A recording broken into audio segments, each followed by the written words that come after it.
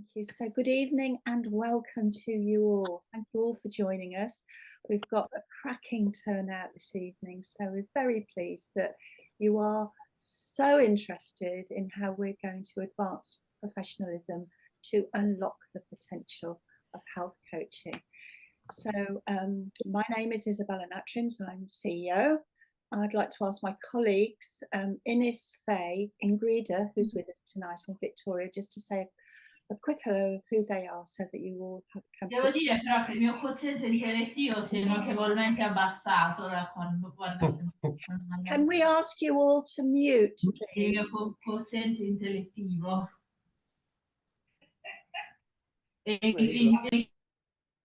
Can we ask you all to mute? Thank you. Okay, Ines, do you want to kick off?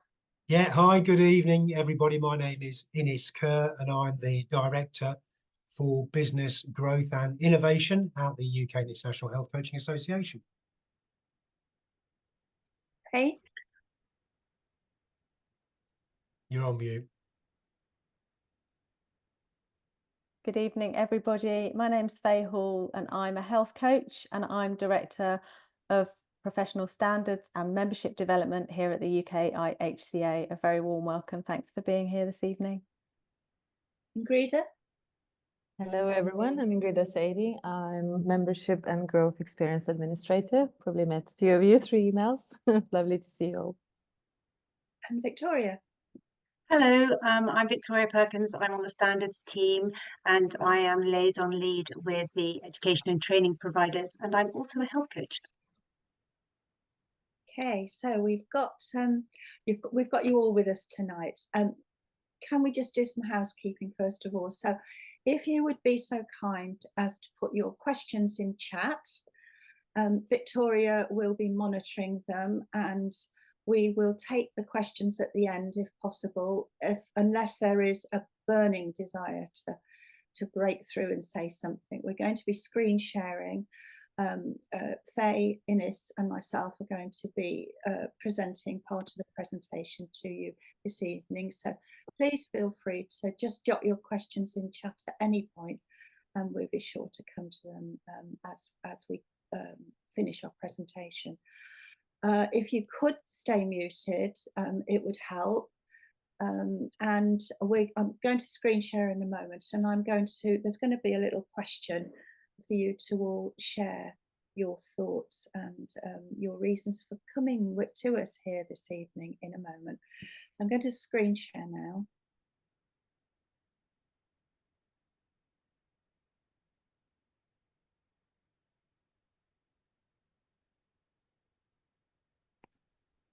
Okay, so as you know, you are here to hear and understand and get excited about why we're advancing professionalism and how it's going to unlock the potential in health coaching.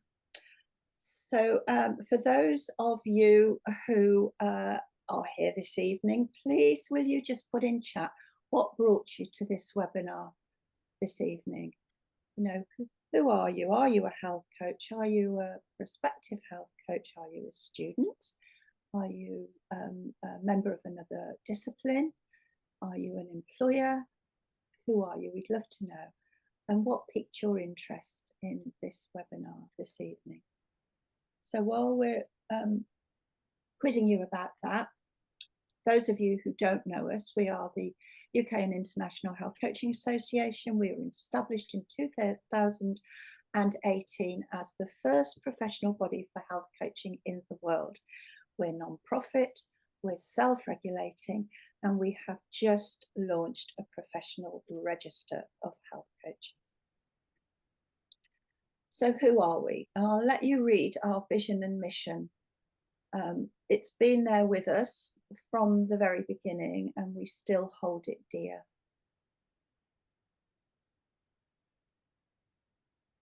And in pursuit of our vision and our mission, we are very much a global, forward-thinking, very proactive organisation that wants to see high-quality health coaching at the very heart of health creation. So health coaching has a huge role in a lot of different areas of health, in supporting it, proactive health, in supporting some of the treatment of our ill health, but at the very heart of it is health creation. We want people to thrive in life. We want to support them to be self-empowered, to thrive, and to be in their communities, and to have a population that actually is thriving, healthy. We can't do it all, but we can go a long way. We're built really on 3 professional pillars of professionalism, which is phase area. Can we mute, please? I'd be really grateful if we could mute. Thank you. Building professionalism, which is phase area, cultivating community, which is very much in this area, and encouraging enterprise, which keeps me very busy each and every day. I see a hand up. Lunga, have you got a hand up?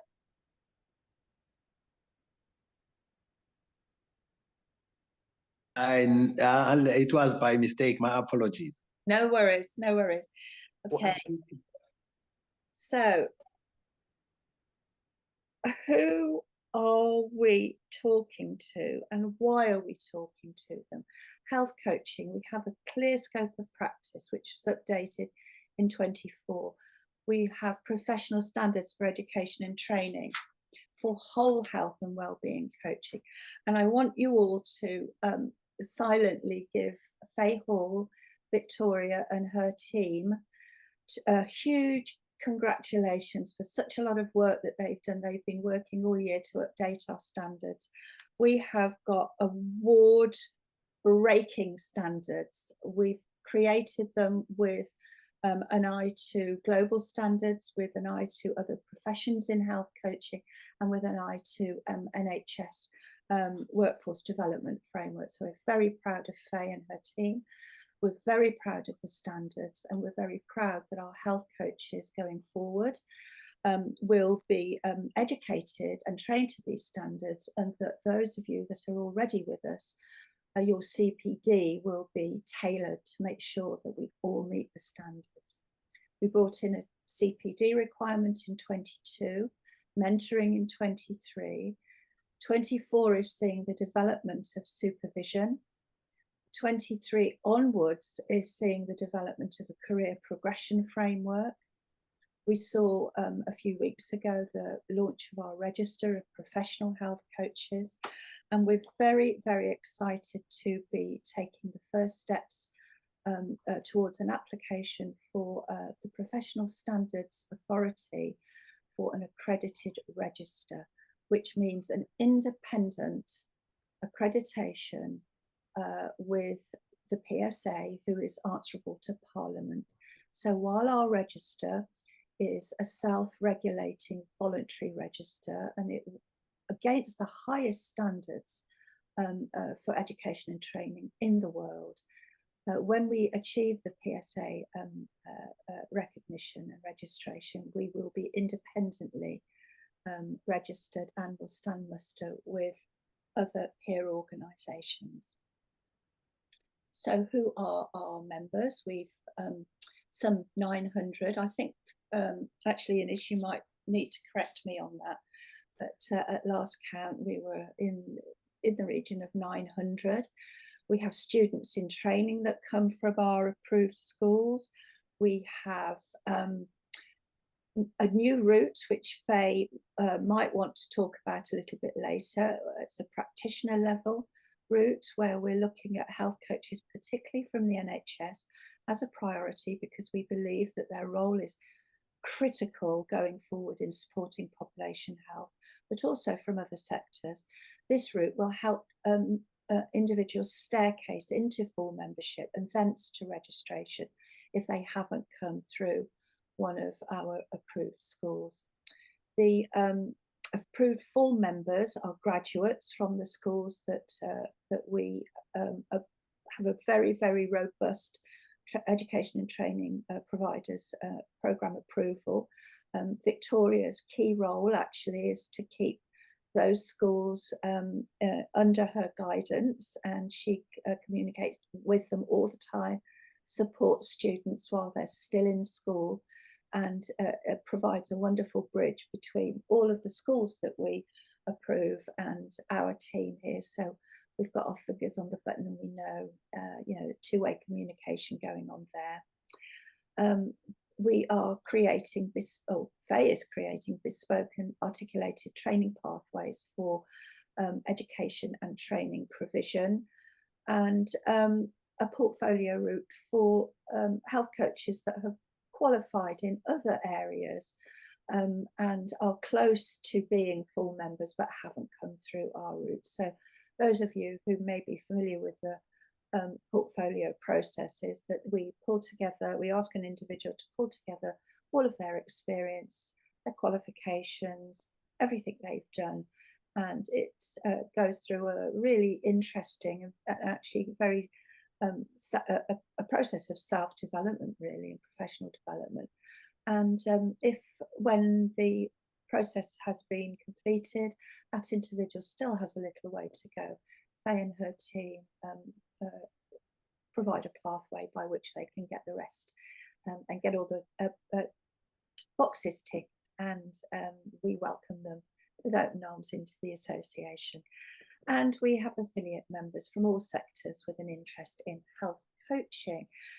Those of you, well, these are live links with the underlining. So when you download it, when you get the recording for this and you download it, you can use the live links to investigate the various, all the information on the website. It's a great website, full of information. Do go and have a look. So, Faye, over to you. Well, you're on mute. Thank you very much, Isabella. Thank you, everybody. So lots of really nice comments in the chat, some thank yous, and lots of people here who are students in training, graduates in practice, registered health coaches. So welcome, everybody. And I just flicked through the comments and noticed that one person had said, what they want from tonight and what they're doing here, what brought them here. Well, I want to do my best in health coaching and make the most out of the UK IHCA. And I think that just sums it up, really. We're here to support health coaching and to support health coaches who are operating in that profession to do their best for themselves and for their clients and for the industry moving forward. So it might seem like a question that we don't need to ask ourselves, but I think it's really important just to get clear around a definition of health coaching. What is health coaching? If somebody were to come up to you in the street tomorrow and say, "Oh, what do you do?" "I'm a health coach." "Oh, what is health coaching?" Have you ever thought about how you would answer that question? What would you say? So this is a definition that we worked hard to develop with our standards review group, informed by research and discussion back in 2020. Health and wellness coaching is a client-led collaborative process.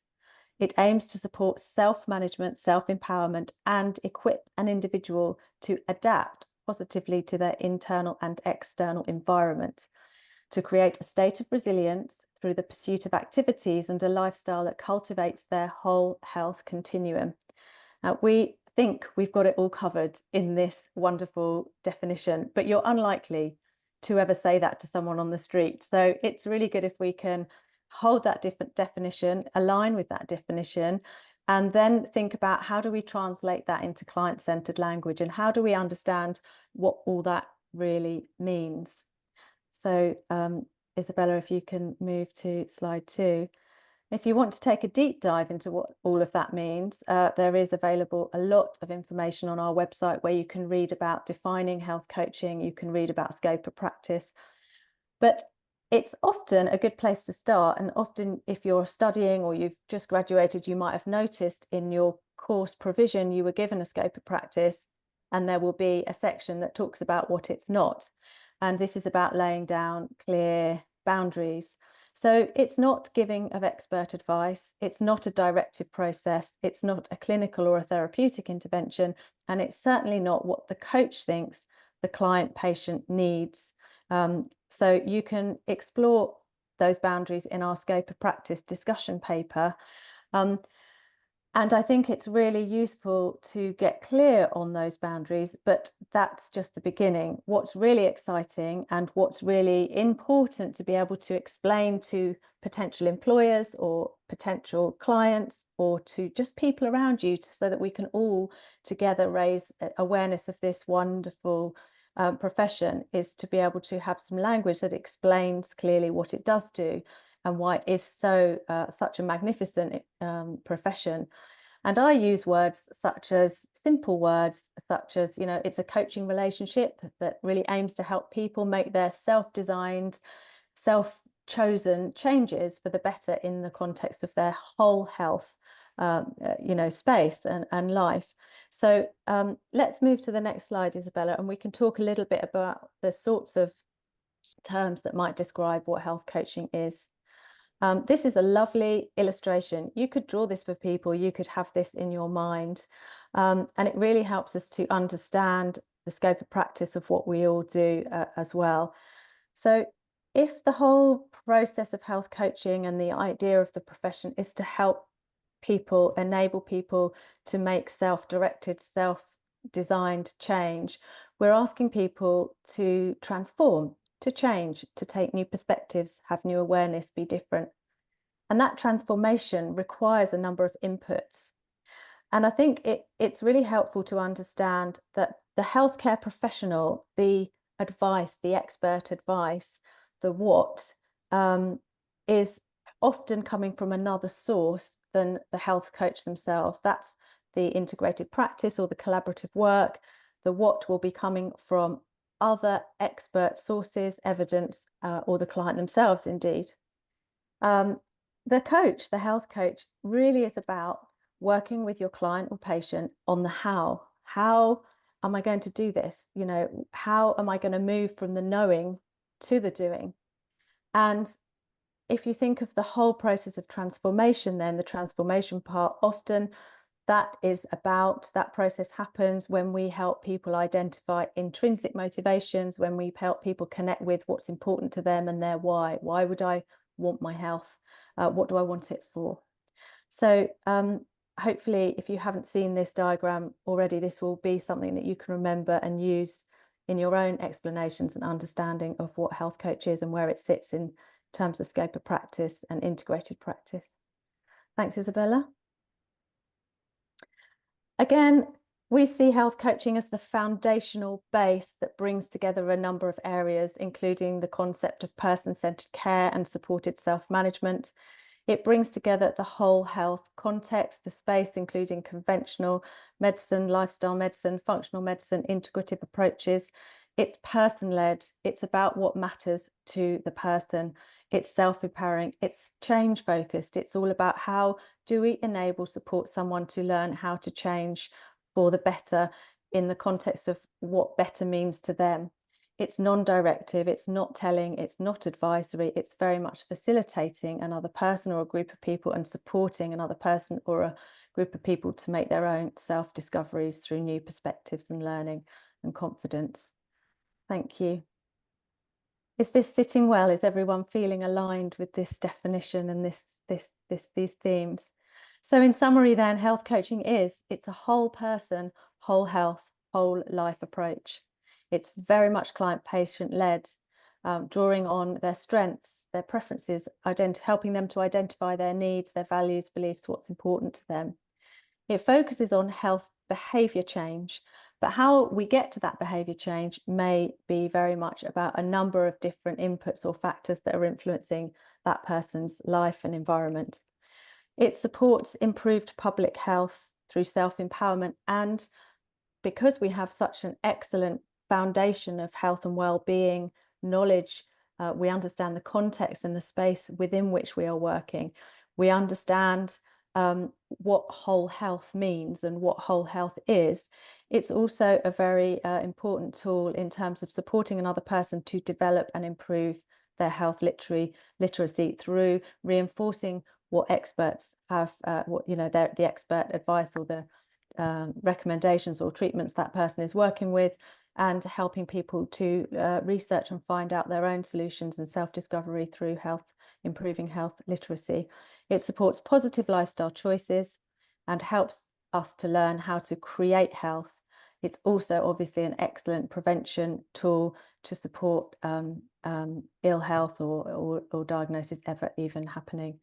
So I think that you may all agree with our summary and definitions of how we might all start to talk about health coaching or describe health coaching. Please feel free to pop your own definitions into the chat. I'd love to hear from you. Next slide, please. Thank you, Isabella.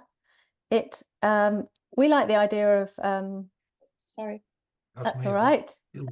Just that we like the idea of thinking about not just prevention and working with management of and treatments and supporting people through diagnosis and ill health. We like the idea that it's about maintaining wellness. It's about being on a continuum. Health is a process, a whole health continuum. So it's really about having that opportunity to also learn how to create health and create change. So now now the PowerPoint presentation is dancing. I feel like dancing with it. And I feel like throwing my mouse through the window, I have to say. But importantly, I think just finishing with this last couple of bullet points, we know that so much of the burden of chronic disease and health issues is lifestyle driven, environment driven, and therefore there's a really important focus that health coaching takes in terms of helping a person think about designing their life in a way that's going to help them be as healthy or feel as good as they can feel within the context of how their life. And it really is, we say here, partners with conventional lifestyle, functional medicine and other integrative approaches, but as per our introductory slide, we see health coaching really at the heart of such an integrative practice, whether that's a formal integrative approach that or helping a person just bring all of those elements together in their own life and their own health space and health story. So thank you. I think it's over to Ines now. It's over. I just wonder if I could just make a comment on this yes, with all of the other approaches. Yes. I think there are two things to remember, everyone that's here this evening, is that there is a role of taking a health coaching approach within every discipline. And the idea of the health coaching approach and the health coaching skills underpinning all of those disciplines is just that it's a skill that everyone should have. Every clinical practitioner in any discipline should have some health coaching skills, should be able to open a health coaching conversation with their client or patient, and then should be able to really understand the extra skills and the depth of practice that a qualified health coach will bring to that partnership. So we want everybody to understand health coaching. We want everyone to have some foundational health coaching skills, and we want them to be working with highly skilled, qualified, approved, registered health coaches ultimately. So thank you very much. Over to you now, Ines. So thank you, Faye, so that's kind of the technical element of what a health coach is and what a health coach isn't. I suppose on a broader context, health coaching is emerging, it's global, paradigm shifting and transformational. So emerging, as demonstrated by the growth of our UK IHCA membership, which has been more than 20% year on year the last 3 years, with the growth in the number of approved education and training providers who we invite to submit their courses for approval, which is the normal route from the student to the full approved member, as Isabella described earlier. And very significantly, a sign of the emergence is the role of the health coaches as health and well-being coaches in the NHS. And I think at the last count, Isabella, you'll correct me if I'm wrong, it was over 2,500 of those individuals working on supporting clinicians in delivering health. Global. So health coaching originated from the United States, but health coaching has become that since then has become established in countries throughout the world. And we've seen evidence of this ourselves at UK IHCA, where we have recently done work with the largest provider of private health in the country of Georgia, and most recently had inquiries for help in creating training pathways for health coaches in India. And it's paradigm shifting. It's paradigm shifting because health coaching promotes self-management and self-empowerment, as Faye described. And that creates resilience to reduce reliance on traditional medical and clinical care. And that is a key factor. And that leads on to this transformation. And our objective at UK IHCA is to see a self-empowered population managing their own health and well-being. And we want to see a health coach in every private and public health setting, every physical activity facility, every employer's workplace, every educational establishment, and in communities near to where people are and where the demand is. Thank you. And all of that means that health coaching is exciting. And whilst the practice is relatively new and it's growing, it's already clear to see that based on the evidence as presented in the UK IHCA's white paper, which if you haven't read, you can download from the website, and that's entitled Towards a Healthier, Happier Britain, a Case for Health Coaching. And it is full of evidence of the role of health coaching in delivering all of those elements that Faye has eloquently described. And health coaching could, should, and will be a significant contributor to improving population health worldwide. That's why we're so excited by it. Thank you. Thanks, Ines. Okay, So I think this is still me. this is still you. It is. So, and we've already commented right at the top end, which we spoke about the key pillars of professionalism, enterprise, and community in developing the professional standards. But they're also the focus of all of the activities that we do every day at UK IHCA, as illustrated in this slide. So I think we've spoken a lot already about professionalism, and as you might expect to see under there, you've got the scope of practice, the professional standards, but also increasingly where you have a vision for the future. So this is about being forward-looking in relation to what may be required to maintain that credibility. So we will be looking at supervising and mentoring. So our members can get mentoring as one of the benefits of their membership. Supervision is a service that we see as being critical to the success of health coaching, and we're developing the skills and training for that. And we've spoken about community. So the community of our members.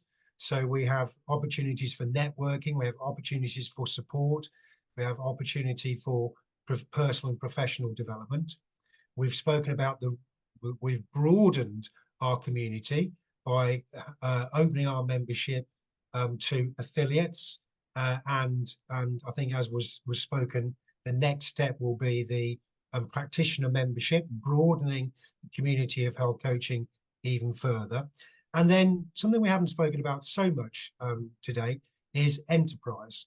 And enterprise is about us working on the behalf of health coaches generally, and particularly our members, to find meaningful work and employment or income for them. So we work in a very collaborative way across all sectors. My background being in the health and fitness sector in the UK, I've been lobbying my erstwhile colleagues in what we call the physical activity sector for the last few months, and now we're getting real engagement and the recognition that by integrating health coaching in physical activity, in workplace health, in other integrative care practices, then the outcomes will only improve for the individual, for the organisations and ultimately for population.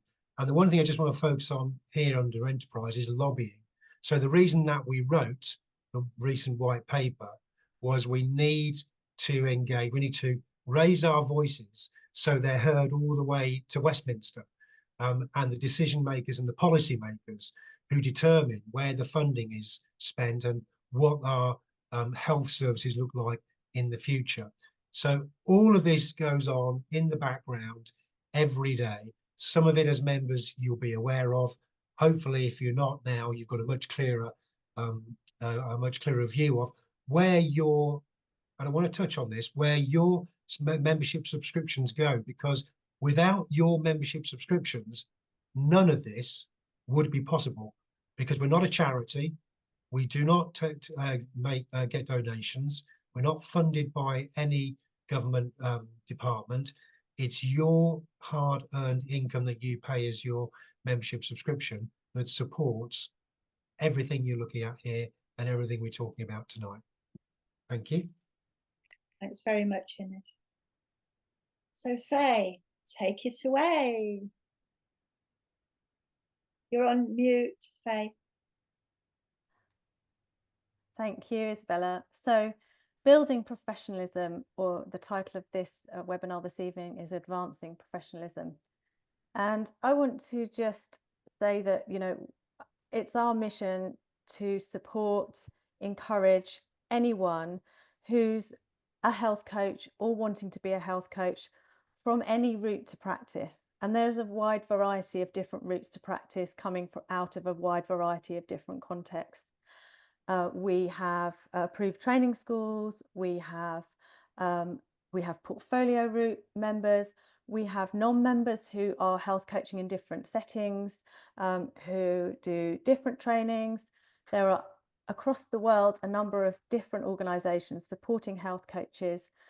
And there's one thing that holds us all together, and it's that we've all understood that health coaching has a lot of potential and a lot of power and is very exciting and impactful.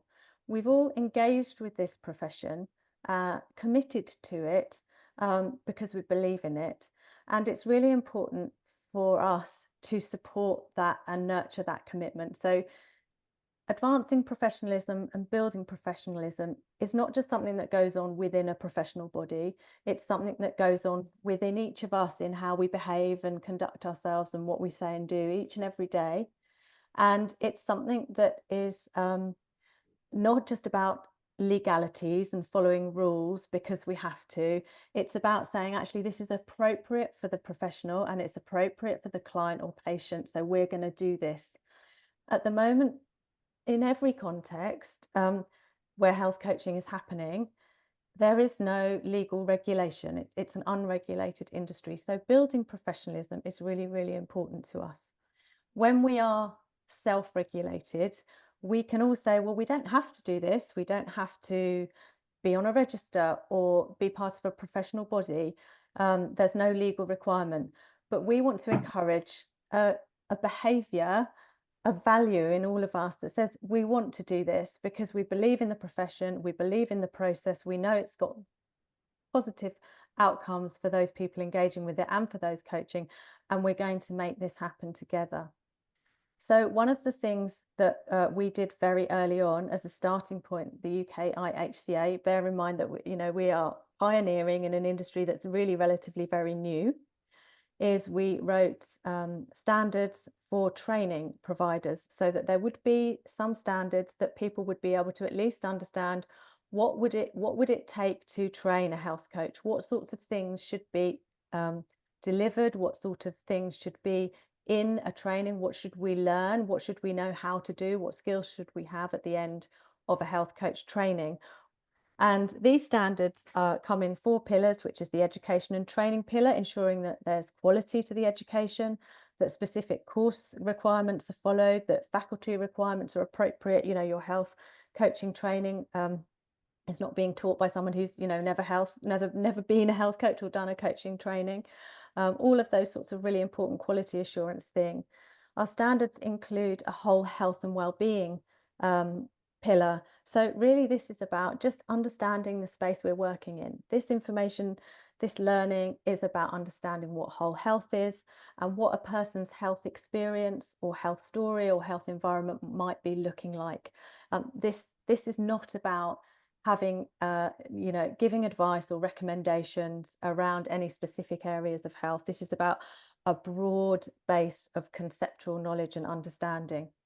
Then we have our whole health and well-being coaching pillar. So the fundamentals of being a health coach is the coaching skill, is the ability to be a really great coach and take that coaching approach forward. And of course, we have a professional practice pillar, which is all about the legal and ethics, professional conduct. So this is what makes up what we call our standards. And we think this is really important part of professionalism, particularly in the area of self-regulation. So how are these used by different people? They're used by us to review and approve a diverse range of health coach training. So you'll see on our website, there's now 10 and 4 more in the pipeline. Education providers who've committed to meeting these standards. So big round of applause to those training providers and thank you.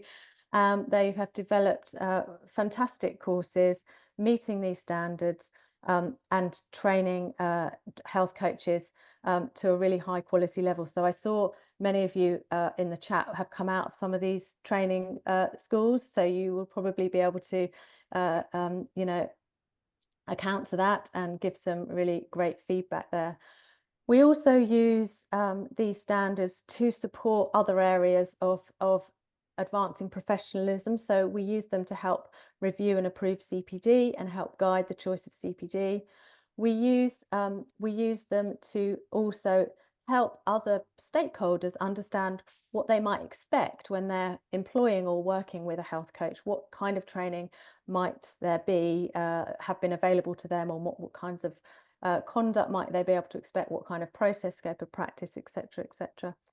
And we also use these standards to think about, okay, whether you've done a course that's been mapped against these standards, or whether you've come through a portfolio route, or whether you're working in a different context, we can use these standards to help as a guide, to help us devise appropriate expert-led webinars, to help us offer further and betterment of skills development, to help guide and as a framework for coaching practice or for group mentoring.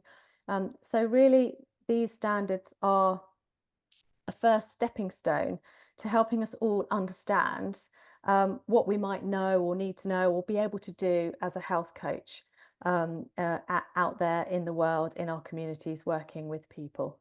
They are regularly reviewed. We have a standards review group which is published on our website. We take great effort to make sure that these standards, these 4 pillars here and the contents of them, have taken into consideration other frameworks, other coaching organisation frameworks, the NHS England Health and Wellbeing Coach Competency Framework. So we have done our very best for them to be inclusive and supportive of the work that all health coaches in all contexts are doing. And we are also very open to feedback, review, comments, input, research that might be relevant to these standards, and welcome that. If you haven't read them and you want to do some CPD, I really encourage you to get into our website and take a deep dive and have a good look at them. That may sound a little dry for some of you, but I can honestly say I've had a few people getting in touch with me since we've published them and say, thank you so much. This has actually really helped me get clarity, understand what I might do differently, understand where I might take my CPD, or, you know, it's been actually really useful to have a review and reflect on them. So yeah, take a deep dive and have a good old read, please. Little comment from Victoria in the chat, sharing the link with you now. Thank you, Victoria. So next slide, please. Now, I did say to myself internally, I would not talk too much. Those of you who've seen me on webinars before know I have a capacity for talking, so I'm going to keep this brief. The standards sit at the centre of a whole package of concepts and elements and work that is what we call advancing professionalism. They're a foundation, a base.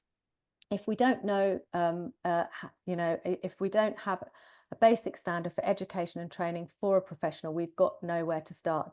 They are reviewed every 3 years. They are flexible, and we will adapt them and take guidance on how they should be adapted as the profession moves forward. And we've committed to doing that every 3 years, and we've published them once, and we've done that review again already. So they're at the cornerstone, if you like, of helping us understand competencies and training standards for health coaches.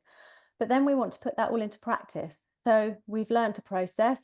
We're going to go out and do that process, and we find ourselves sitting in front of real humans, real clients, and things happen. And you know, what went on in the classroom doesn't always go on in real life. So we have to have a lot of further support, and we have a really clear scope of practice that helps us to understand, how do I put this all into practice? And if you haven't already read it, we have a discussion paper around scope of practice that's a really good read. We have several resources that give really clear tools and develop the training or your portfolio background you've already had in terms of how to help you stay in scope or have discussions or conversations around scope. Now, given that this is a really new profession, depending on how much experience you've had, you know, on the ground, you know, when you passed your test and how much experience you've had on the road, you will find that all sorts of wonderful things can happen out there. People you work with might not know what health coach is. Clients that come to you or patients might not know exactly what you do. So you are going to have to be really clear about your scope of practice, and you're going to have tools in order to maintain it, but also make the best of it, because it is our best asset. It is the coaching at the heart of the health coaching process that enables the transformation to happen. So we've got the what, we've got the how. You know, how do we do that? How do we put it into practice? How do we stay in scope of practice? How do we combine multiple hats? So many of you, if you're health coaches, might have other professions and other scopes of practice, and you know, how do you manage that in your daily work? I had you know, if it's a similar scope of practice as in you're a healthcare professional and you add a health coaching professional qualification onto your skills, it's very easy to blur those boundaries and think, well, I can, you know, I am a doctor, so I could prescribe that, or I am a nutritionist, so I could recommend that in this session. But can you really? Have you contracted with your client to do that? Are you insured, or are you, you know, protected in the organization you're working in to do that? And as I said to someone, yeah, just because you're a surgeon and a health coach doesn't mean you can cut off someone's finger in your health coaching session if you haven't already contracted for that beforehand. So there's all sorts of really important things to know and understand about scope of practice, and we're very committed to being here to help all health coaches with that, and we're very committed to learning from you all about what happens in respect of that on the ground. So please do, you know, communicate with us and talk to us and come to some of our scope of practice webinars, of which we have many coming up. We have, as part of our mission to advance professionalism, as part of our responsibility and commitment to supporting health coaches and supporting the profession of health coaching, we have a range of CPD available that we are. If you want to be a health coach, it is a commitment to personal and professional development in the long term. Coaching is something that requires a deep reflective practice, a deep level of self-awareness, and that comes through CPD. So CPD isn't just about learning more and knowing things. It's about learning more about yourself and knowing yourself better as a professional. And CPD very much therefore links into supervision, which we believe every health coach in an ideal world should be getting support from a supervisor or a supervision service of some kind. And then we loop round here to what all of this content around advancing professionalism, what this culminates in when we have committed to becoming a health coach, investing in a training, or in working in a particular workplace, in maintaining and understanding our scope of practice, in engaging with appropriate CPD, in seeking out supervision, whether we have to or not by law, you know, in having that commitment to doing that, we then can become what we would like to call a registered health coach. So what is a registered health coach? It is a health coach that exists on a register because they have agreed to commit to their professionalism activities. So they've engaged with appropriate training, CPD, supervision and coaching practice. And we will talk more about a register. It gives confidence to the public, it keeps the public safe, it gives recognition to the health coach, it brings robustness to a profession. We don't have to be registered. There is currently no legal requirement, nobody does, but we think it's a really good idea to have a register and have a list of people that have said, I'm prepared to do professionalism, I'm prepared to advance myself, and I therefore want to be on that register where I can be identified by people who want to engage with my services in whatever context I'm working. And as Isabella said, one of the reasons we have launched a register this year is because we would very much like to have an accredited register through the professional standards agencies available to all health coaches who want to achieve professional registration. As Isabella mentioned, the PSA is an independent body linked to Parliament, and it would really promote the profession, promote professionalism through that level of accountability, recognition and transparency. So this is our Advancing Professionalism package, and each one of these could be unpicked through webinars, training days. And if you engage with us as a member, or just keep an eye on our comms as a member of the public, you will see that we talk about and deliver CPD in each one of these areas separately on a number of occasions throughout the year, so you can learn more about each one of these components of advancing professionalism. Thank you. So just a little bit more. Some of you may be members already, some of you may be thinking about joining, some of you may be health coaches working in different contexts, and this just wanted to explain a little bit about what it means to be a UKI HCA registered health coach.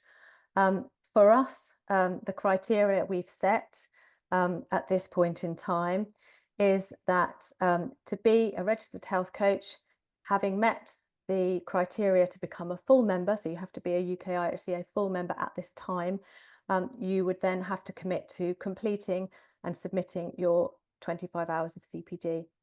And I just want to very briefly talk about, the UKI HCA registered health coach full member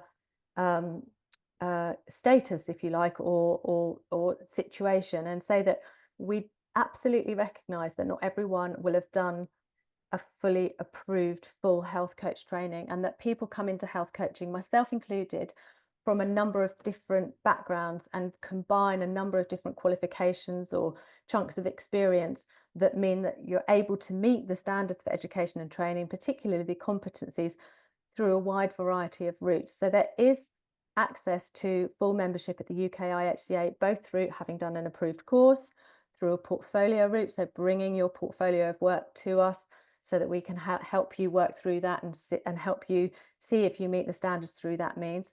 And we have a new practitioner route to membership, which gives the opportunity for people to say, I want to meet those standards and those competencies. I want to become a registered health coach. I am practicing right now, and I would like to work out a pathway forward that might actually be quite individualized for that person, depending on what training they've already done and what experience they've already had.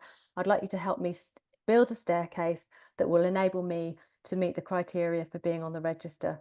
So there are a number of routes available. We also have very exciting opportunities in work placement, so working with different organizations whereby actually the internal training that's happening within a particular organization, it may be in a healthcare setting or an education setting, gives a comprehensive coaching training and already provides a number of elements that meet a number of the standards. So we're also working with various stakeholders to develop work-based pathways to full membership. So we are absolutely aiming to be inclusive to anyone working with, committing to being a health coach in any context. So that's where we are now. We appreciate that it takes time to create a culture of professionalism and to advance a culture of professionalism. I know what it's like to be under pressure in a workplace, or under pressure in a practice, or, you know, lone working at home, and to be working, you know, health coach remuneration is not on a scale of anything extraordinary. So it is about balancing the books. Often for many of us who are, you know, that's our main source of income and work. So I understand the constraints, the time, money, energy, investment that being professional takes. So we don't want to put an extra burden on people who are already really committed and really striving to be the best they can be in their profession.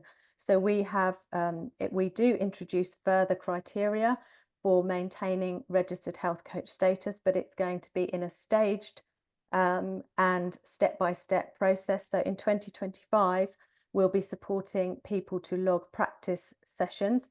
If you're working in practice and you're seeing a lot of clients or patients all the time, that will be very easy for you. But what this is really saying is, you know, you can be a registered health coach if you've actually got clients, are seeing clients and are doing the practice. And then in 2026, we'll be introducing a requirement for supervision. So a registered health coach will need to be engaging with supervision, and across the industry, across the landscape of health coaching, supervision of health coaches is just emerging. Questions around how to train supervisors for health coaches are arising.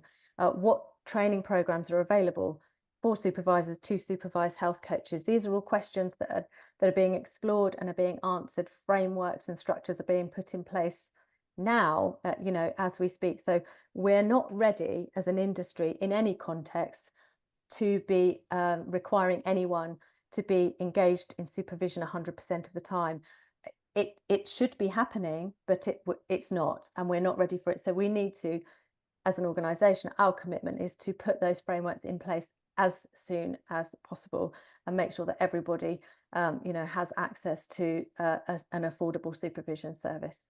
So that's the register, and we hope that you'll all agree that this is something that we all need to be striving, or want to be striving towards, and attaining in our future. Thank you. Thank you, Faye. That was a wonderful presentation and a really excellent description of, you know, why bother? Why does all this matter? Matters hugely, people. And I would just like to share with you that since we've announced the register, and since we've been sharing, and do please share your registered health coach badges on social media, because where I pick them up, I share them as well. I want everybody to know that, you know, we have got so many members who fit the criteria straight away for registration and are proud to be it. And we want to promote you as a registered health coach. We are inclusive. We do embrace all of our members, but we strive for our members to be registered health coaches. So those of you who aren't quite ready but are wanting to get there, I can only say that Faye and her team, through the standards and professional development, Innes through his involvement in community, and through my involvement in enterprise, we will help you get there. And since we've launched the register, I cannot tell you how many people from across sectors, people in senior positions, other disciplines, have got in touch with us to say this is fabulous. They're very pleased to see it. They're very, very pleased to see health coaches getting the recognition that they deserve. So we want you to beat your own drums a bit here, guys. You know, make sure that you're sharing those registered health coach badges. Make sure that you're tagging me, Isabella Natrins, or UKIHCA in those posts, and whenever I see them, I will share them with a comment and welcome to the register, because we do really want to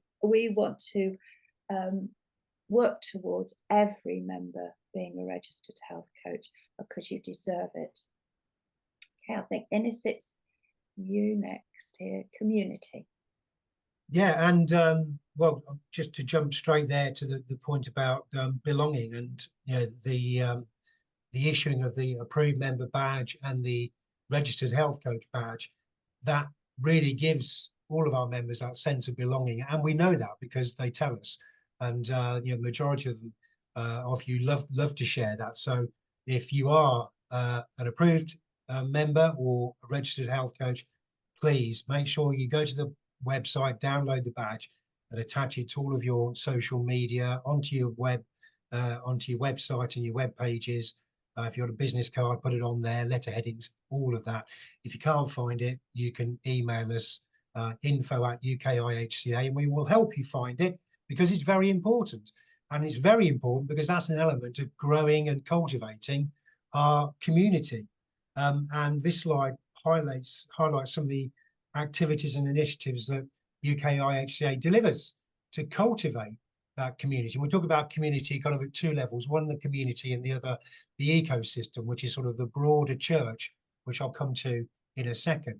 So in relation to building the community, connection, well, connection is with the UKIHCA team. And as you can already judge, we have some very highly qualified and well educated and professional team supporting what we do, but also supporting our members. We connect with respected health coaches across the profession. We connect with educators, and we connect with professionals from other allied health sectors in particular. Networking, at the lowest level, we have a networking community for our members, where our members can seek but also provide support to each other. Belonging, we've mentioned already about the badge, and we know from talking to our members that being a member of UKIHCA helps in their credibility, at both a personal level and a professional level. So increasingly, and one of the reasons for the recent development of the register was to gain more credibility for health coaches with other professions and professionals, and particularly in healthcare. And your voice, your voice is important. We like to hear your voice. So as the professional body for health coaching, we want to hear from members, but also from maybe health coaches who aren't yet members, or professionals that work with, in conjunction with, or want to work in conjunction with health coaches, because we want to understand your needs and your points of views, and understand the direction of travel that you believe the association that represents you and your profession should go in. But your voice is also important because you can amplify our messages. And that's, so as Isabella was saying, please look for all of the posts from UKIHCA, whether that's from Isabella, myself, or from UKIHCA. We're across all of the social media channels, and you don't need to be a social media expert. Just find us, like us. You could just share posts if you think they're relevant. If there's something that particularly resonates with you, make it your own. Add your own comment and reshare with a comment. All of that just amplifies the messaging, and all of that just builds on the awareness and helps us to further, extend our reach, which is part of cultivating and growing our community. And then something else that we work very hard to do, and I hope is recognised, is we look to build value for our members, for our existing members, but also attract new members and to grow our membership and broaden the community that way. So whether that's free CPD for personal, professional, or business development, whether that's with CPD, well, yes, CPD can cover any of those areas. In fact, CPD can be anything that, if you reflect on what you've learned, heard, participated in, and if you feel that has furthered your professional development, then that's CPD. But I was referring also to the free webinars. So every week of the year, with the exception of August, you can, as a member, you can join for free our webinars, and if you're a non-member, you can pay to access many of those. And we have allied professions talking about their experience of health coaching and why integration and collaboration is a very important part of cultivating the community. And finally, you know, as you might expect, as a membership organisation, we look to deliver value by negotiating best value with suppliers, and also for attending online and in-person events that again will help to, you know, improve and develop your professionalism. Thank you. But all that said, we recognise that we need not just to work across our own community within the association, but the wider health coaching ecosystem. And the success of this engagement can be seen in the range and diversity of events and collaborations that the UK IHCA increasingly is involved in. For example, we engage with the NHS at all levels, and increasingly we're working to support NHS health and wellbeing coaches. We create health coaching courses for, as I mentioned before, for clinicians in EVEX, which is the largest health provider in Georgia. At the recent Integrative and Personalised Medicine Conference, IPM, in 2024, we were invited to create and host a full day of wall-to-wall health coaching, which was all about presenting the practice of health coaching, but also promoting professional development. We're contributing to webinars and podcasts and conferences, not just in our own sector, but in the health, the physical activity and employment sectors. We were presenting a panel discussion, for example, the integration of health coaching, the physical activity sector, at this year's Elevate conference in London. And also through our influence, we're able to attract thought leaders and influencers from the sector, so from all of these sectors, so they support and contribute to our own events. An example of which would have been recently, I hosted a round table. We had thought leaders and very senior executives from the physical activity sector talking about how can we make integration of health coaching within the operators and the providers of health, fitness and leisure services. How can we integrate health coaching? And Isabella Natrins has been on many podcasts and attended many events in that sector too. So these are methods by which we look to, you know, leverage our influence and ultimately grow our community. Thank you. Thank you very much, Ines. That was a great summary of community. And I think, you know, we all think about community as, oh, you know, maybe it's just a Facebook page, or maybe it's just, you know, a little group over here, or, you know, once in a while, a fully member only seminar or webinar. But if you accept the premise, which I hope you all do, because we swear by it, that health coaching is properly part of every sector with an interest in improving public health and population health, you will understand why it's so important for us to grow our communities cross-sector and cross-industry. And more and more and more, I can tell you that every sector is seeing the power of health coaching because of its uniqueness in supporting people to start with where they're at, to identify what they want for their health, and to help them with the resourceful tools that we uniquely have to help our clients and patients to change behaviour and to do things differently, and as important, to make it stick, to make those habits, those new lifestyle changes stick and really make a huge difference to their health. So it comes to the point here where enterprise. So Innes has touched on some of this during his presentation, but we are very much concerned every single day in raising awareness and actually reporting on our impact and showing the impact, giving the evidence that health coaching works, and it works very well. So a big part of our enterprise pillar is incessant communications.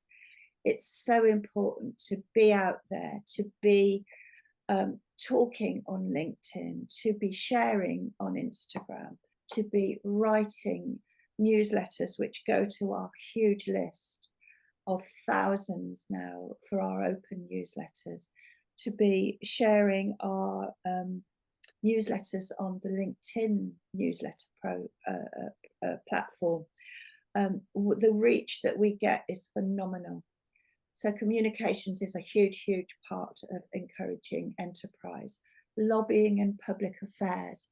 So with our white paper that we published in November, that really, really helped to raise our profile, to give people the information that they needed all in one place, to give every sector a perspective, a lens on how health coaching could be integrated, should be integrated into their sector, into their discipline.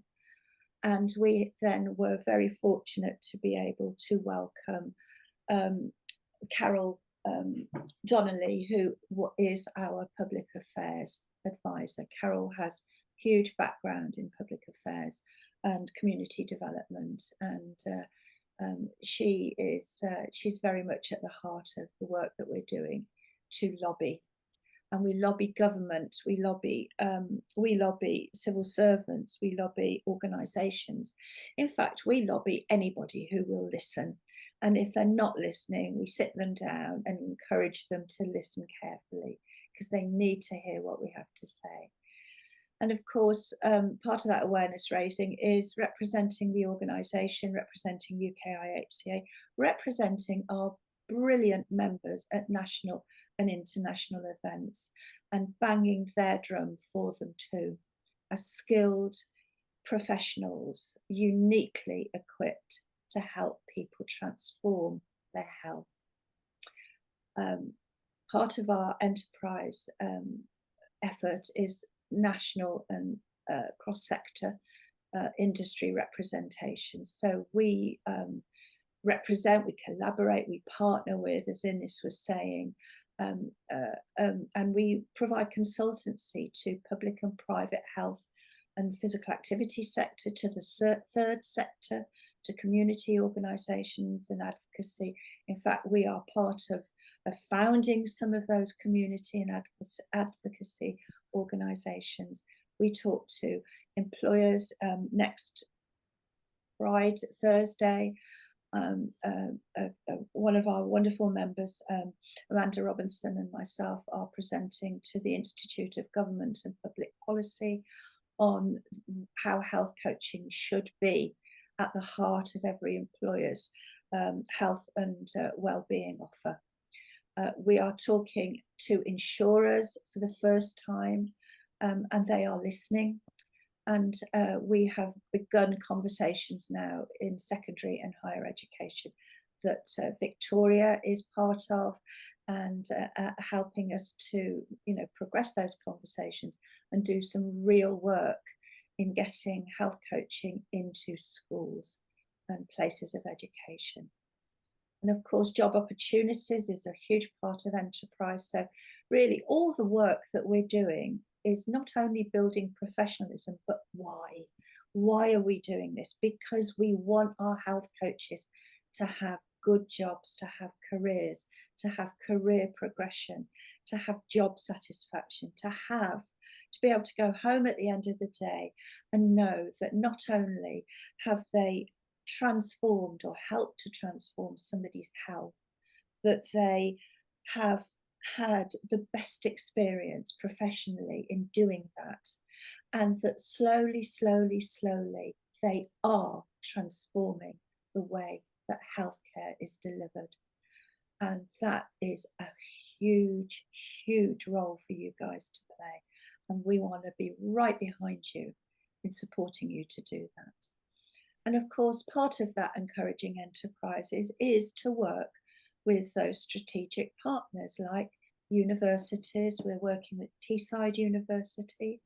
We're working with the Integrative and Personalised Medicine Conference. I'm on the board of advisors for that conference, and I'm very proud to be there.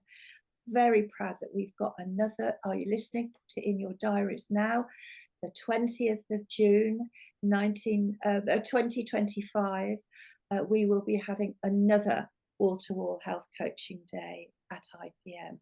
We'll be writing to you all about that soon. This time it's going to be a showcase of advancing professionalism and the cross-sector opportunities that exist and that we're making happen. So we've got a wonderful panel of guests who will be coming to talk to us about health coaching in their industry and why they care about it. UK Active is another organisation that is responsible really for bringing us close to, and we have signed a memorandum of understanding with CIMSPA, the Chartered Institute for, what is it? It's Chartered Institute for Sport and Physical Activity.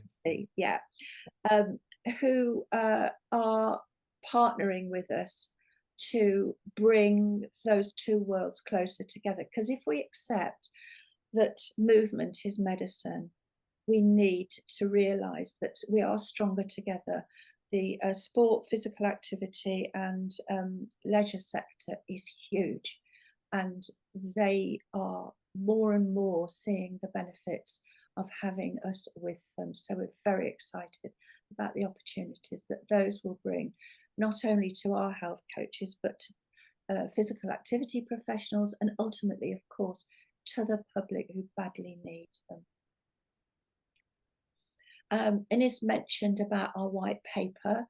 So for those of you that haven't read it yet, that's there at the bottom is a link to it. What does it do? It provides an overview of why we are in such dire straits in healthcare in the UK. And of course, this isn't just about the UK. You know, what's in this paper might be fashioned on the UK, but actually it's relevant in, you know, across the Western world. An explanation of health coaching and its role in every sector. This is grist for your social media people. Please read this paper. Please take quotes from that.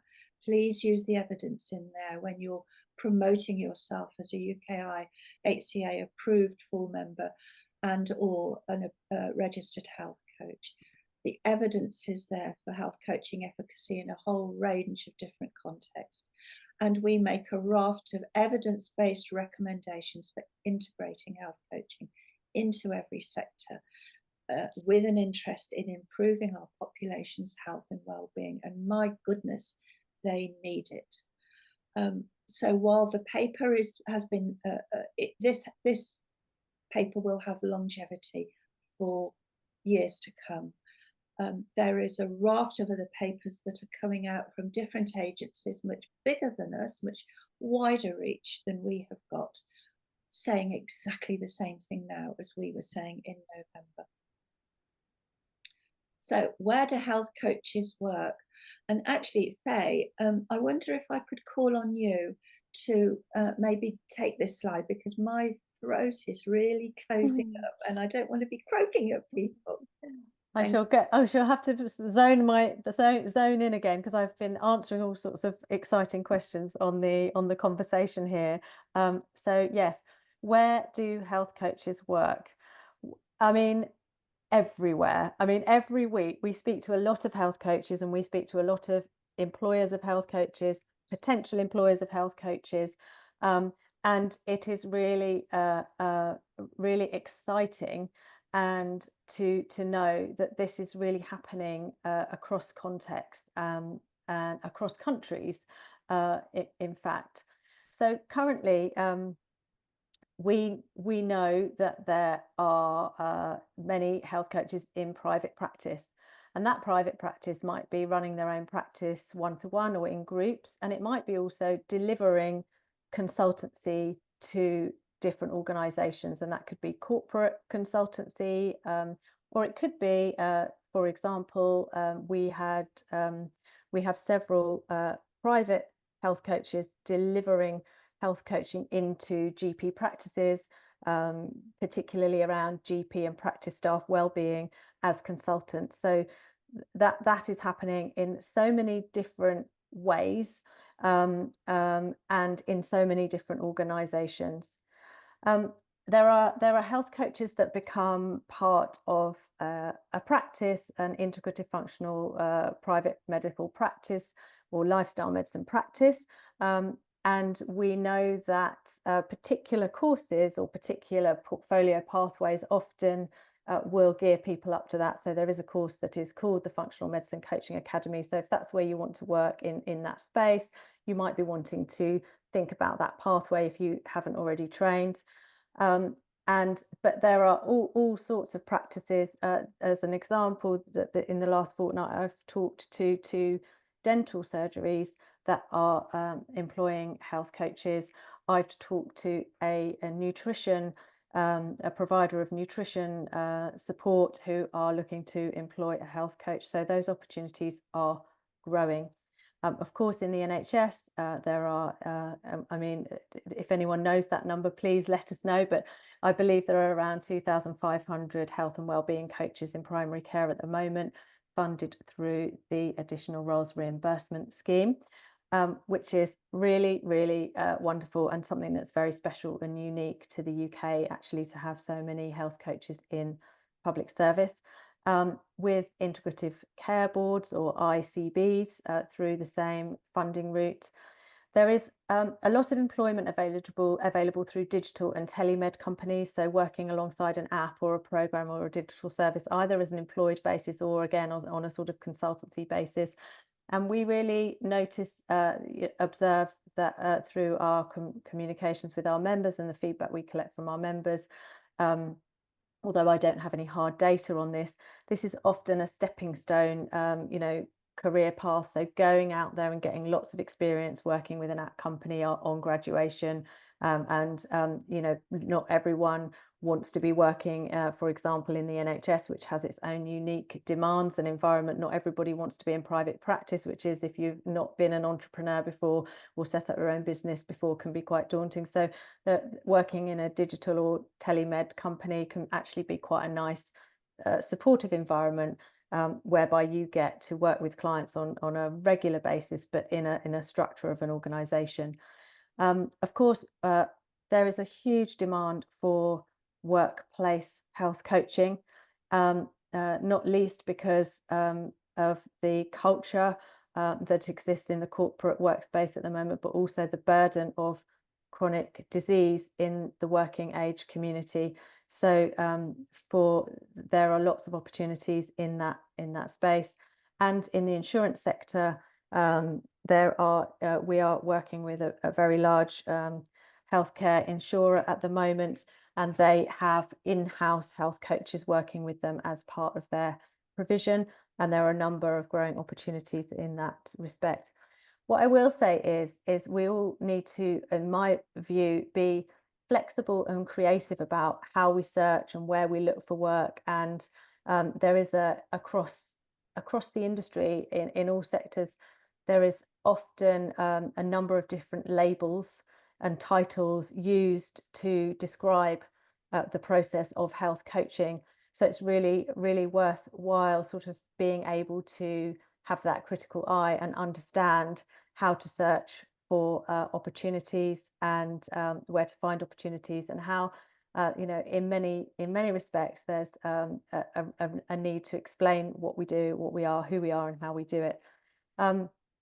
There's a lot of potential for health coaches, and we're just beginning to see research and understand the future of health coaching and the career progression for health coaches. Just to name a few, thinking about working in a specific area of health, whether that be supporting people experiencing diabetes, or supporting people with a particular condition, or who have a cancer, or are affected by someone in their family who have a diagnosis of cancer. So that is a growing area of further training and work opportunity. Research. So any new profession is about supporting and developing the professional, but that involves all sorts of other opportunities. For example, becoming a team lead of health coaches, become a supervisor of health coaches, and conducting research in health coaching. So there's certainly, we're seeing research opportunities open up and career progression pathways in terms of leadership and supervision opportunities opening up. The physical activity space is huge. Ines, you might want to grab a moment to say a few words about this. And we're absolutely delighted to see, because, you know, I have myself with a young family and having older children, and being absolutely delighted that I was able to learn and get a decent coaching training when my children were young, and to have been able to share that with them. It has been incredible, and I believe that there is a huge a piece of work around bringing health coaching skills into the education space, and we're seeing some really pioneering work from committed individuals that are making that happen on the ground. Are you an existing practitioner? I've been looking on the chat. We have an osteopath with us. Maybe there's some other healthcare practitioners. My own route into practice was, you know, via that route. So becoming a healthcare practitioner in another scope of practice, and then really realizing that health coaching was going to be absolutely, those skills were going to be useful in my practice, but even more than that, the actual process of health coaching was going to be what I wanted to do. So transitioning from perhaps a clinical or another healthcare career into health coaching, and group coaching, and using coaching skills in specific contexts, such as wellness workshops and retreats. I mean, literally everywhere, meeting people wherever they are. That could be a wellness workshop, but after school, that could be a wellness workshop. I was in in the local church, and I could hear something going on the other day. It could be anywhere.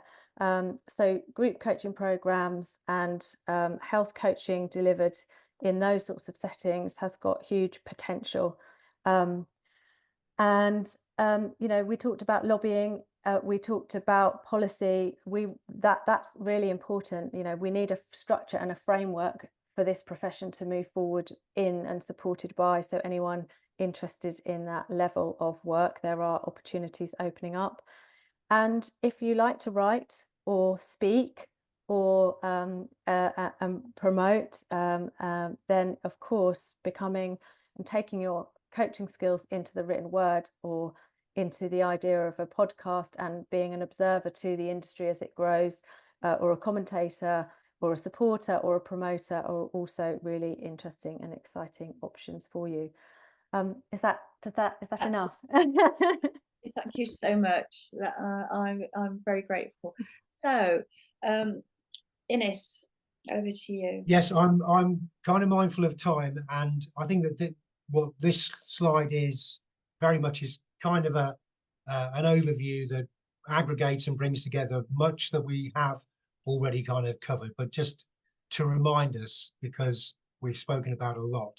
So we're saying health coaching is globally reputable, and that credibility and legitimacy that has been created through the standards, through the register, through the education and training pathways, that creates credibility when you're speaking to potential clients, to employers, or across sectors. So you might want to work, as Faye was already saying, you might want to work with what we call an allied health practitioner, maybe a dentist or a physiotherapist. So all of that just elevates you to a level that will help you to open doors. So you should use it in that way. We are, as an association, skilled and adept at future-proofing professional development. So we have a very experienced and knowledgeable advisory panel that works with Faye and the standards team. And as Faye has already indicated, besides the recent revision, review and publication of the Standards for Education and Training, there will be increasing elements added to the requirements for professionalism and scope of practice, as we mentioned there, including evidence of practice and evidence of supervision. So we're not standing still. We're always moving forward in order to elevate the profession of health coaching and our members and health coaches generally. The recognition and competency of the profession is what all of that does. We spoke about the voice and being a champion. So we champion health coaching, we champion our members. We'd like to think that you can help us with that. I mentioned that there are over 100 individual posts from UK IHCA, Isabella and myself across every month. So look for those and leverage them, use them to your advantage, use them to promote yourself and further your business and your profession. And also, as we've said, because we are working increasingly on collaborative initiatives, we have access to like-minded professional communities, and we support that conversation, which again is elevating the awareness and the credibility for health coaching. We mentioned also about one of our objectives is to grow our membership, and something you would expect from a membership organisation is to add value, which we do through all those things we spoke about, whether it's a free webinar or whether it's resources you can download for free, or whether it might be discounts on certain services that you can access through UK IHCA. And Faye just spent the last 10 minutes talking about employment opportunities. One small example is we were invited to include health coaching uniquely to a platform which provides services to all NHS employees. At the moment, it's a pilot, and we've got a small number of health coaches, UK IHCA registered health coaches, providing that service. As and when that pilot is deemed complete and it's successful, that will without doubt create roles for many, many more health coaches serving the entire workforce of the NHS. So just one small example, but without all of everything that just goes before, we couldn't even have had that conversation, yet alone got onto that platform. Thank you. Thank you very much, Ines. Okay, so, where are we going now? Might have to excuse my little bit of croak coming in here, but in terms of professionalism, it's just actually doing more of what we're doing. It's continuing to challenge and to raise the standards, to create the best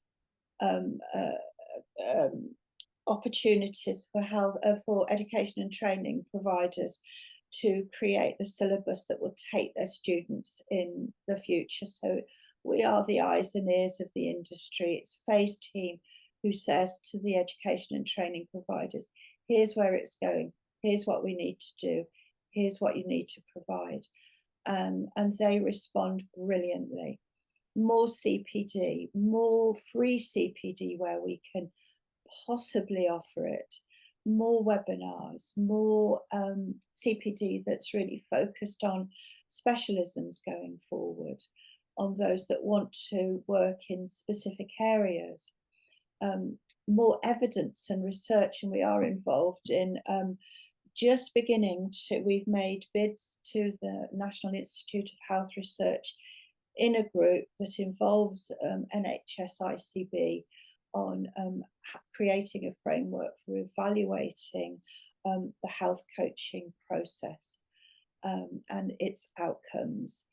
We want to do more on diversity, equity and inclusion. We have written, we were party to a white paper in 2 weeks. I'm actually presenting with some colleagues to the International Coaching Federation on our part in that paper. So I'm looking forward to that. We want to do much more in discovering what can we do in this country to be more inclusive, to offer opportunities to those communities who really need the skills, who need the input. community continuing to build a strong and resilient cross-sector communities, and where they're not there, we provide the bridges and help people walk across them. And enterprise, you know, obviously the careers that Faye has just been talking about, creating a framework by which that can happen, opening doors. Ines has just talked about the platform that we're piloting at the moment. This holds great potential, and you know, we're very excited to. We've only just started it, but it's looking good, and we can't wait to report back on it to you and offer opportunities for more of you to join in that whole project there. And really, the collaboration to embed health coaching in every sector is where we are going and continue to go. And really, just to make this the beating heart of whole person care. So, you know, it doesn't matter where you start from, it doesn't matter what discipline you're in, it doesn't matter what sector you're in. Health coaching is the beating heart of that person that you are caring for, that you're offering support to. So it's done. I can't speak anymore now. Ines. Yeah, well, and this just again, it is consolidates what we're all already saying about the different categories of membership. So traditionally, you can join as a student in training, and you then graduate from the approved training provider, and that would be the normal route then to a full approved membership. We did also explain that you can attain the full approved membership standard via the portfolio route. And if you go to the website, there's a whole area on how to progress through the portfolio route, so you can go there and find that. The affiliates are open to anybody who maybe has not done the approved or a full health coaching course, but is interested in health coaching, or maybe is a health coach but not at the approved standard. And you can join now as an affiliate whilst you're deciding how to, you know, which pathway suits you to full membership. And on top of that, we've recently launched the register, which we've spoken about. So you have registered health coaches as well as full approved members. And coming in 2024, we touched on will be the practitioner pathway to membership, which gives professional practitioners in a range of professions the opportunity to, if you like, progress on I think we call it a staircase towards the requirements for full approved membership, normally in a workplace environment, so in a workplace training and learning pathway.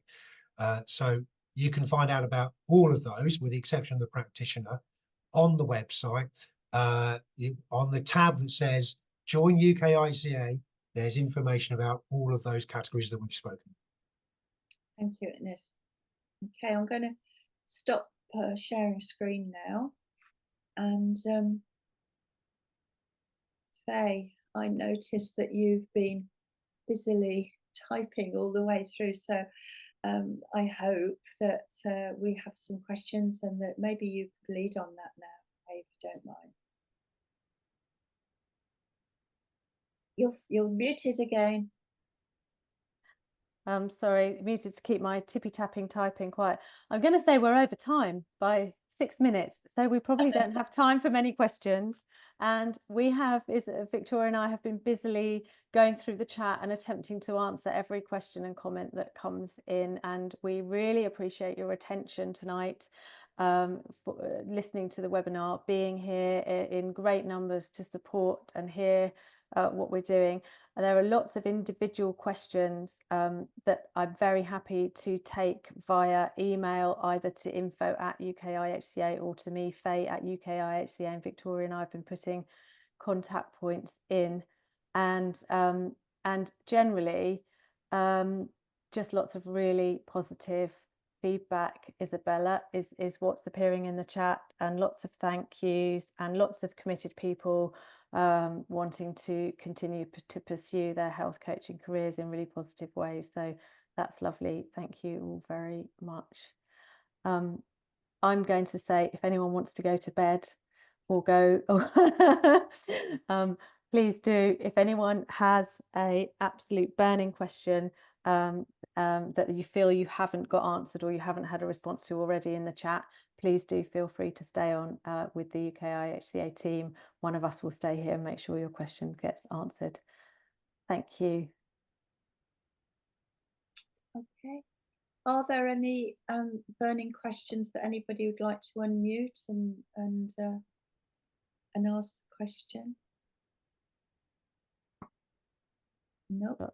Thank yous, lots of thank yous, really great. So really lovely evening. Thank you all for being part of it. Yeah, thank you all. We've got some, oh, keen one, bless you. Thank you. I hope you feel better soon. Yes, so do I. The problem is when you talk all day, you kind of run out of words by the end of the evening, and my throat is so croaky that I didn't think it would come across best if I'd croaked all of that stuff over to you. So, okay, well, all I can say is thank you so much for being with us this evening.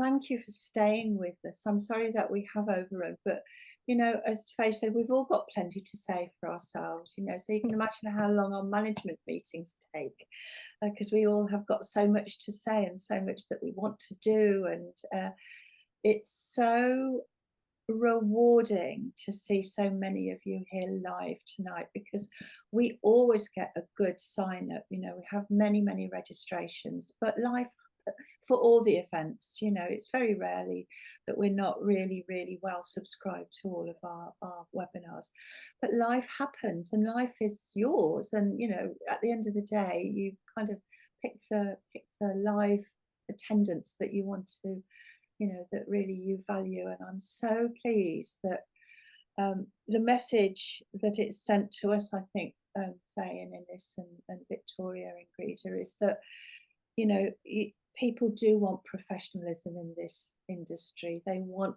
to have that professionalism recognised, respected, rewarded, not only for, you know, as I say, not only for their own self-worth, self-esteem, not only to, you know, in recognition of the hard and important work that they're doing, but they want it recognised by colleagues, by their peers in other professions.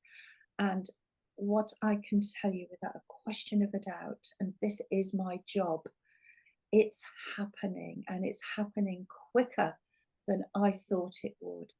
And I think that we have got a tide that is turning into a tsunami of support for health coaching across all sectors, and particularly important in the NHS. These are the people that are dealing with the general public day in, day out. These are the people, these 2,500 health coaches in the NHS are really important. They're the ones that are supporting the majority of the public health effort in this country, and they deserve our support, they deserve our recognition, and they deserve their professionalism to be very clearly flag in the ground, and we hope that we can do a lot to encourage them to keep on keeping on, because the country needs them, and it does. So with that, I'd like to wish you all good night, and thank you very much for being with us once again. And as Faye says, please reach out. You know, it's at UKIHCA. It's either Ines or Isabella or Faye at UKIHCA. Please do reach out with questions, with any comments, anything you'd like to add. If you think we've missed a trick somewhere, please let us know, because we'll be on it. And yeah, thank you very much, and have a lovely rest of the evening.